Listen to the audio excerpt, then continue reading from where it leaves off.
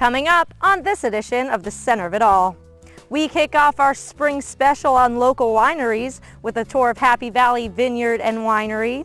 We meet up with Jeff Gordon during his visit to campus, and we've got details on how to perfect your golf game. These stories and a whole lot more coming up next on the Center of It All.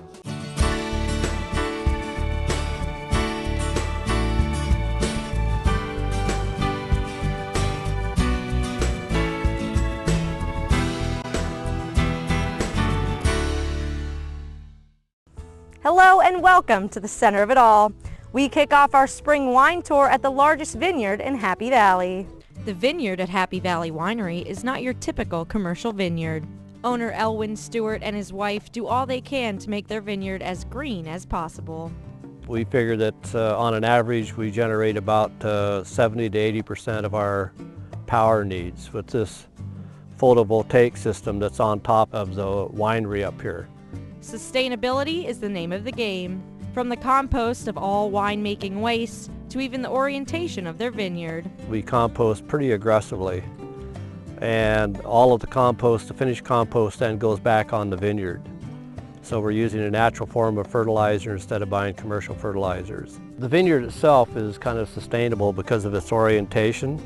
The rows are pointing approximately north-south. We have strong westerly winds all summer long. That helps dry the vineyard out if we have rain events or heavy dew in the morning.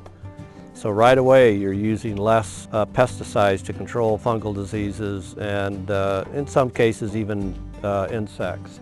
On this 9-acre vineyard there are 15 varieties of grapes that are hand-picked in early fall. We begin picking here the middle of September, and usually we try to be done by the third week of October if the frost holds off, and our final picking of the reds really depends on the frost season. So the longer the frost waits, the longer we allow the reds to hang on the vines, because you ultimately end up enhancing the quality of the final product, which is the wine, by doing that. To get the tasty alcoholic beverage, the raw wine gets pumped from tank to tank, something they call working the wine. So you start off racking the wine off of what's called the rough lees, and as you subsequently rack, and that means pumping it off out of one tank into a clean tank, and that usually leaves what's called the lees on the bottom. So you pump it over and allow it to set for 4 to 6 weeks, and more lees settle to the bottom. You pump it off into another clean tank, and you do that 3 or 4 times. And at that point then, if you're dealing with white wine and it's in stainless steel tanks, you just make sure that it's sealed and protected and let it set. The red wine goes through essentially the same process. At some point, if you're going to go into oak, then you intervene in that process and get it into oak barrels right away. The wine will sit in oak barrels anywhere from 12 to 16 months.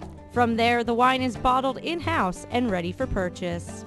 Happy Valley Winery has a number of award-winning wines, with some popular ones being the Meritage and Appalachia Red. Their list of over 20 wines has something to please any palate. When it comes to wine, it's all about the vineyard. Now, from crushing grapes to crushing competition on the track, our Andrew Callista met up with 4-time NASCAR Cup champion Jeff Gordon during his visit on campus.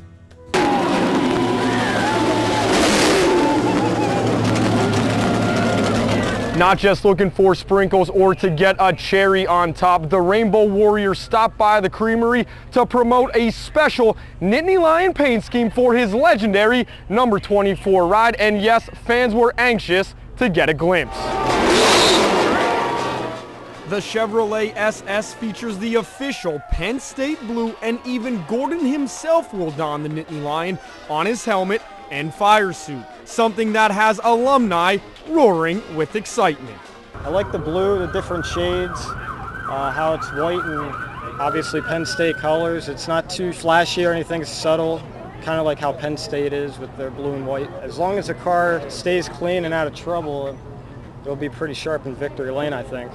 Jordan's expectations don't seem that bold when looking at Gordon's Pocono resume. 6 wins at the Tricky Triangle put him first all-time at Long Pond. some added extra pressure this year on those 540 left-hand turns as a rabid fan base cheers on a home state car at a hometown track. When you know that you have, a whole community of students as well as alumni from Penn State that are going to be pulled for you and going to be disappointed if you don't get it done, that's definitely going to add some pressure. The partnership made possible by an alumni connection at Axalta Coatings and because of the engineering reputation of Penn State. Students will get to spend time at Pocono learning how NASCAR is more than just driving fast and turning left. This is not just a branding opportunity. This is truly an opportunity, for students at Penn State to possibly go into racing or go into business or become an employee of a company that's involved in NASCAR, like Axalta, that's a global, coatings business. For Jordan, it's a win-win. For him to do it this year with a school I graduated from with an engineering degree was something that was pretty awesome. We are Penn State! We are Penn State! We are Penn State! Thank you! Woo! Yeah, we could work on that, Jeff. Andrew Callista for the Center of It All.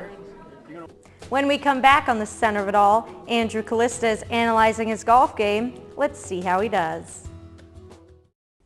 Welcome back to the Center of It All. Spring has sprung and everyone wants to be outside enjoying the weather. We're spending the day at Happy Valley Winery, but a great way to get you out and moving is to hit the links for a competitive round of golf. Andrew Callista has the details on a golf analyzer to get your golf game up to par. In short, they have everything that could evaluate your swing to make it the most efficient swing for your body. So we're able to use a lot of technology, but then break it down to the golfer to make it fairly simple for them to be able to use and get better, improve. Hey, simple is good, especially for me. Now, technology alone doesn't fix a swing. It still comes down to the student. And speaking of those, Penn State is the place to be for its professional golf management program. The jaw drops a little bit. I think they start to see the value that we can provide to them. They also get to see the access to technology and resources that they can't get anywhere else. Other than major equipment manufacturers, there's one other lab in the country that can do some of what we can do. If you're young and see golf in your career, you should look at this program. After all, millennials, yeah, we love technology. Because confidence is such a key part to player performance. And so we might have a player in here that's doing a lot of things right, and maybe the best thing for them is to focus on what are they doing right.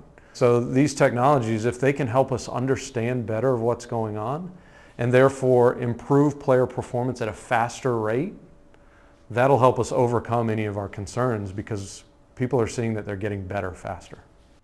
And if it's good enough for a ball to straw, it's good enough for me. Have a great round. This is my lunch break. Ladies, while your guy's out with his buddies on the greens, stop by the patio at Happy Valley Winery for a glass of red or white. Now, earlier in the week, I sat down with Melanie Lynch to talk about her recently published textbook. I am joined by Melanie Lynch, State College Erie High School health teacher, who recently co-wrote a comprehensive health textbook. Thanks for coming in today, Melanie. Thank you, Sarah. And what is so special about this textbook?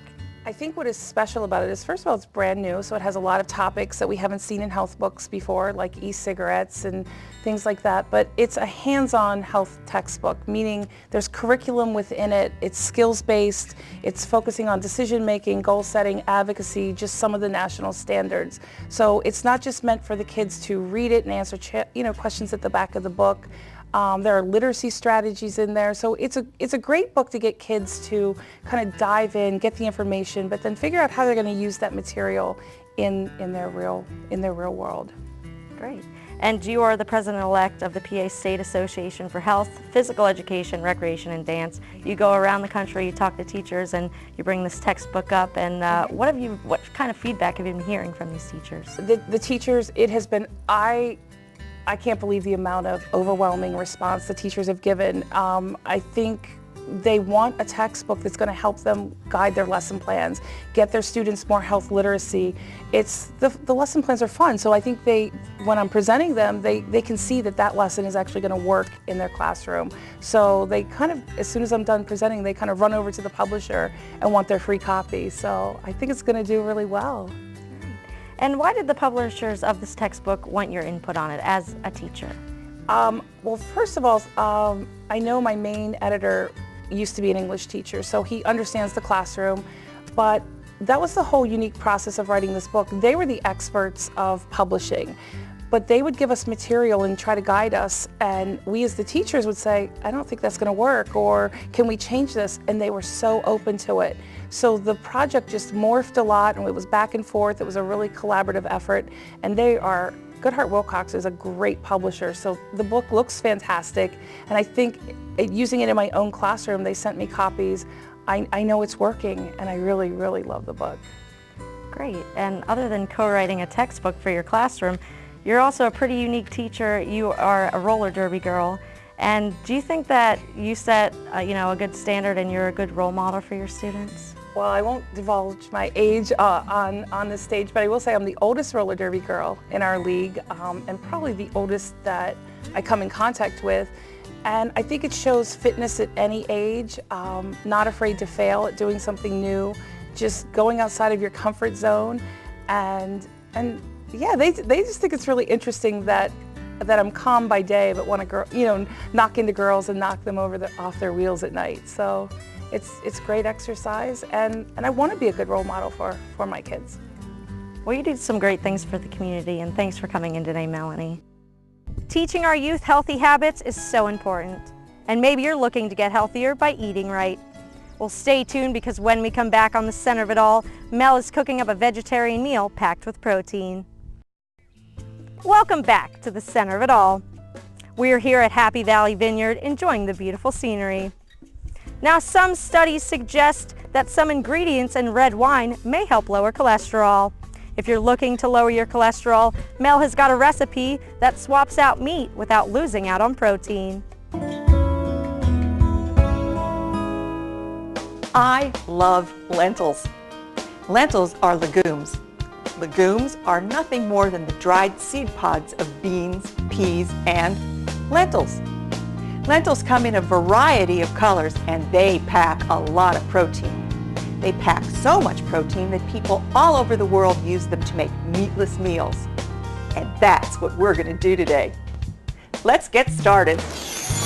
Ditalini pasta con lenticchie. Sound complicated? It's not. Translated, it means pasta with lentils. It's a classic Italian dish, and as for the pasta, it's typically small pasta, what'll fit on a soup spoon, because there's two ways to serve this dish. You make a stew-like sauce, and you add the pasta to it and serve it as a soup course, or you make a stew-like sauce, cook your pasta separately, and serve it as a pasta course. And that's what we're going to do today. I put 4 tablespoons of olive oil in the bottom of an 8-quart stock pot over medium heat. I'm going to add some garlic powder, some red pepper flakes, and some salt, but not too much salt, because when we toss this dish all together, the Parmigiano Reggiano is going to give it its own salt. I'm going to add a generous cup of diced onions,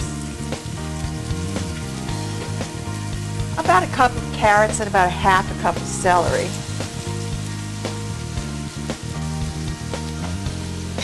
And I'm just going to stir these and saute them for about 4 to 5 minutes until the onions are tender. And then we'll add our liquids.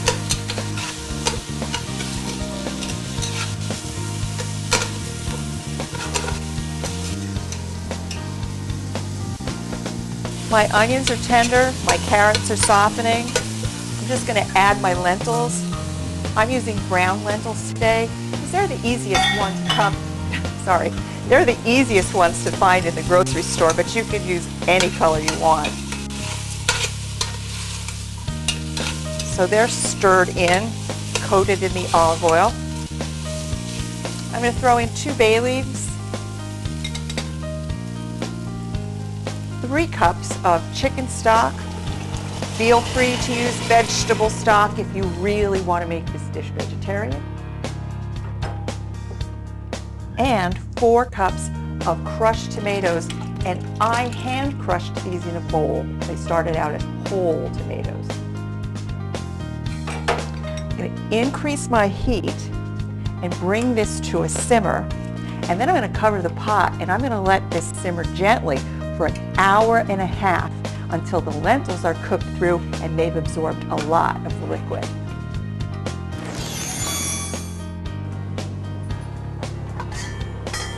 Okay, this has been about an hour and 15 minutes. Bubbling, really beautiful. Look at how thick that got. The lentils have soaked up almost all of the liquid. Really beautiful stew-like consistency. It's time to turn this off and go toss it with some pasta. I've cooked 2 pounds of ditalini today because I have a hungry camera crew to feed after this show. I've tossed it with a little bit of melted butter, which really helps it to keep from sticking together. And now I'm going to add 2 cups of salty Parmigiano Reggiano. That's why I told you earlier not to oversalt your sauce. Toss that in just like you would a salad. This smells wonderful already. Just the cheese melting over the top of this pasta. I could eat this almost.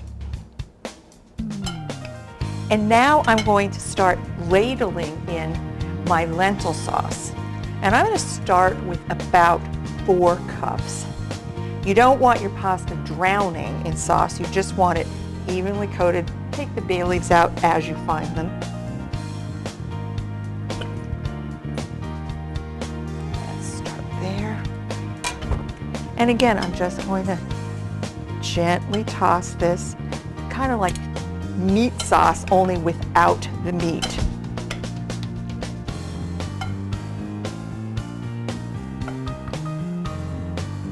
I'm going to get that 4th scoop.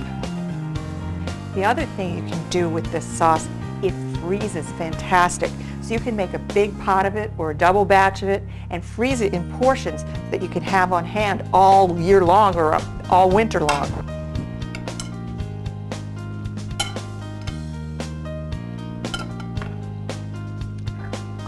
That's looking just about perfect. No, maybe not. There's a little bit left there on the bottom that I didn't get quite mixed in.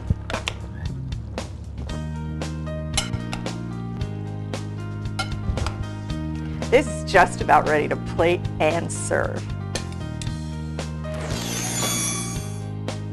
Ditalini pasta con lentici. Pasta with lentils. In any language, this is a meatless meal that won't have anybody asking, where's the beef? For these and all of my recipes, just go to my website. That dinner would probably pair well with a bottle of wine from Happy Valley Winery. Now stick around because when we come back, we take a trip to Lewistown to check out a 20th century theater that needs your help. Welcome back. The Embassy Theater has been a community work in progress for over 2 decades. And this 20th century theater needs all the support it can get to finally reopen its doors. The Embassy Theater in Lewistown is a 1927 motion picture vaudeville theater that epitomizes theater architecture of the 1920s. The Embassy Theater is one of several theaters that existed in Lewistown during its heyday in the 20th century. The Embassy kind of brought a new era of entertainment to Lewistown in that it epitomized the Broadway picture palace architectural styles of the big cities, but incorporated them into a small town theater. But the Embassy Theater needs your help. The theater was closed in the early 1980s, and in 1991 found some new friends to bring it back to life. A group of local people heard that the theater was going to be auctioned off in closing the estate of the original owner. And they managed to get enough support to purchase the theater and rescue it from possibly becoming another parking lot or something else. And we've been working since then to bring this theater back. It's been a big challenge because Lewistown is a market that doesn't have a lot of money in it. I mean, there's some here, but not a lot. So we've been working on shoestring budgets to keep it alive and working as we can. So far, the Friends of the Embassy Theater have constructed a new roof, exit doors, marquee, and have secured an $85,000 grant through the Pennsylvania Historical and Museum Commission. The Embassy is a great building. It's got a lot of life left to it. The building is structurally solid and sound. Most of the work that you see, people think it looks rather rough. It's actually plaster damage and more surface damage. But once we start repairing that, this will come together fast, and it can return to its place as the crown jewel of theaters in Lewistown. To secure more funding, the Friends of the Embassy Theater will be holding their 19th annual Embassy Fair. It's that Kish Park, which used to be an amusement park that got flooded out in '72, but it's a perfect venue to do the fair. We have live entertainment on stage every night. The Embassy Theater is being restored for the community and needs community support. For more information, visit embassytheater.org. While we were in Lewistown, we stopped by the Armed Forces Recruitment Center that shut down in 2009, but reopened last year because the Army found the station to be essential to the recruitment of troops from rural PA. This merged with Selinsgrove to make a bigger center. The downside of that, when they did that, we had less people out in the communities, and the Army figured it's better to get back out into these communities, see these young individuals who desire to join the Army. Pennsylvania contributes massively to the recruitment of armed forces, and having stations in small towns like Lewistown ensures that the military will always be connected to the community. Well, that's all for this edition of The Center of It All. For more great WHVL content, log on to our YouTube page and like us on Facebook. And thanks to Happy Valley Vineyard for letting us stop by. Thanks for watching and have a great week.